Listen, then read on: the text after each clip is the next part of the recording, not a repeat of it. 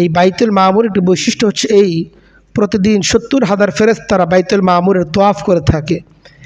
একবার যে ফেরেশতা বাইতুল মামুরের তোয়াফ করে কোনো দিন আর দ্বিতীয়বার তার সিরিয়ালই আসে না।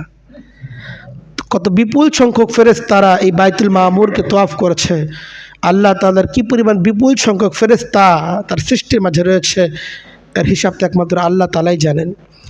তো নবী করিম সাল্লাল্লাহু আলাইহি সাল্লাম সেই বাইতুল মামুরে উপনীত হলেন এবং সেখানে সিদরাতুল মুনতাহা, যে বৃক্ষের কথা পবিত্র কোরআন কারীমের একাধিক জায়গায় বর্ণিত হয়েছে, নবী করিম সাল্লাল্লাহু আলাইহি সাল্লাম সেই সিদরাতুল মুনতাহায় উপনীত হলেন। সিদরাতুল মুনতাহা সম্পর্কে হাদিসের মধ্যে এসেছে, রুফিয়াত লি সিদরাতুল মুনতাহা, আমাকে তো সিদরাতুল মুনতাহা পর্যন্ত উপনীত করা হয়। এটা একটা সিদরাতুন হচ্ছে বড়ই গাছ। তো নবী করিম সাল্লাল্লাহু আলাইহি সাল্লাম সেই গাছের নিকট উপনীত হলেন, যে সিদরাতুল মুনতাহার নিকট নবী করিম সাল্লাল্লাহু আলাইহি ওয়াসাল্লাম হযরত জিবরাইল আলাইহিস সালামকে তার প্রকৃত আকৃতিতে দেখতে পেয়েছিলেন, যেটা পবিত্র কোরআন কারীমের মাঝে এসেছে, ওয়ালাকাদ রাআহু নাজরাতান উখরা ইনদা সিদরাতুল মুনতাহা, তিনি তাকে পুনরায় দেখতে পেয়েছিলেন সিদরাতুল মুনতাহার নিকট।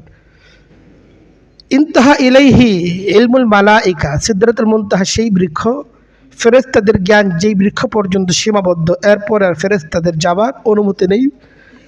যারা দুনিয়ার ফেরেশতা তাদের, সেখান থেকে আবার ঊর্ধ্ব জগতের আরও একদল ফেরেশতা আছে যারা আল্লাহ তাআলা আরশের নিকটবর্তী, আল্লাহ তাআলা অত্যন্ত নৈকট্যশীল ফেরেশতা, তারা ভিন্ন ফেরেশতা। কিন্তু আসমানের নিচ পর্যন্ত বা এর নিচের সিদরাতুল মুনতাহার নিচের যারা ফেরেশতা, তাদের সিদরাতুল মুনতাহাকে অতিক্রম করার অনুমতি নেই।